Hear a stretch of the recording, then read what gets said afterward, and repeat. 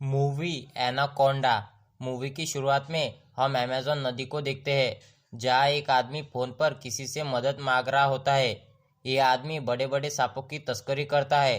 वो बोट पर इधर उधर भागता है जैसे कि उसके पीछे कोई पड़ा हो, लेकिन जब उसे लगता है कि वो बच नहीं सकता तो वो खुद को गोली मार देता है। अब मूवी का सीन दूसरी तरफ शिफ्ट होता है जहाँ हम 7 लोगों की टीम को देखते हैं जो अमेज़न के जंगल में रहने वाले लोगों पर डॉक्यूमेंट्री बनाने के लिए आए होते हैं।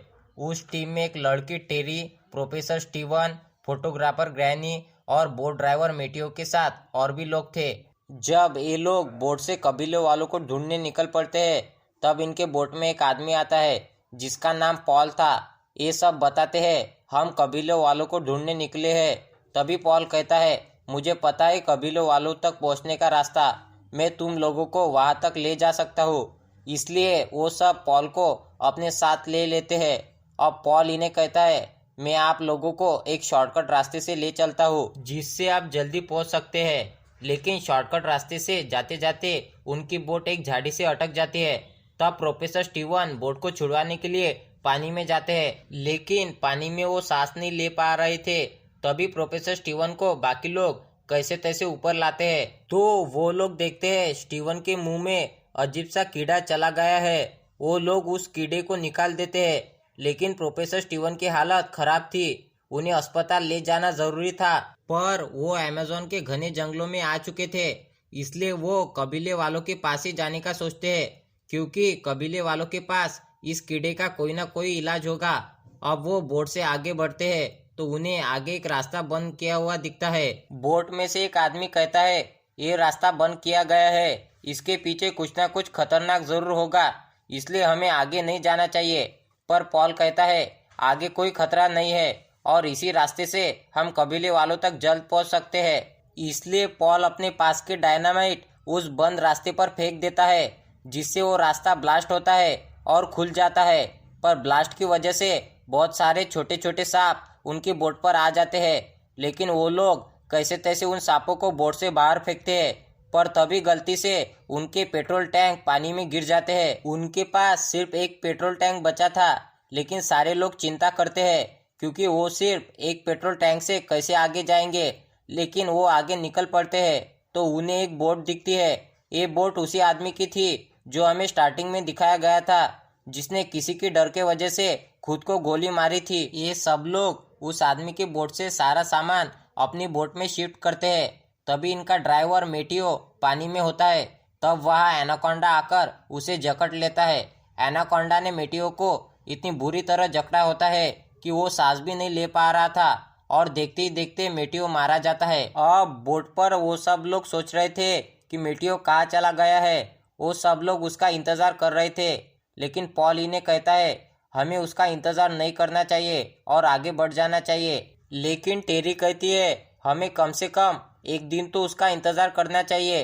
पर पॉल ने फोटोग्राफर ग्रैनी को अपने साथ मिला लिया होता है, इसलिए ग्रैनी भी इन्हें आगे बढ़ने के लिए कहता है और वो आगे निकल पड़ते हैं।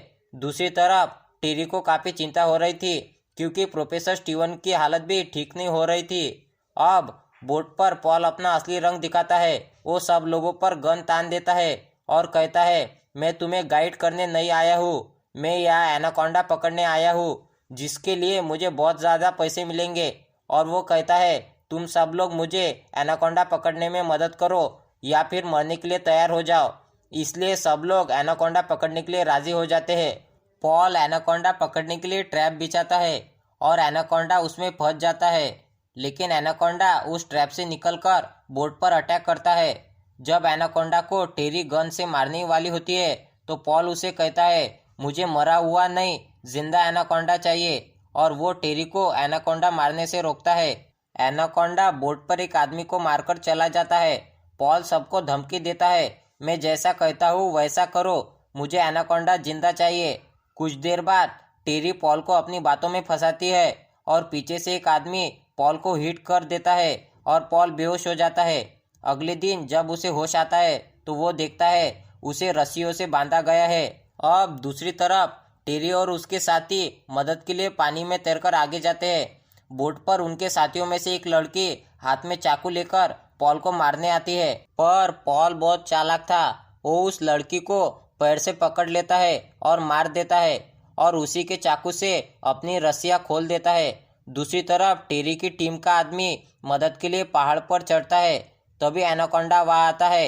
एनाकोंडा से बचने के लिए वो आदमी पानी में कूदता है, पर बीच में ही एनाकोंडा उसे पकड़कर मार देता है। अब उस आदमी को मारने के बाद एनाकोंडा टेरी और फोटोग्राफर की तरफ बढ़ता है, इसलिए टेरी और फोटोग्राफर बोट में आ जाते हैं और टेरी एनाकोंडा को शूट करने जाती है।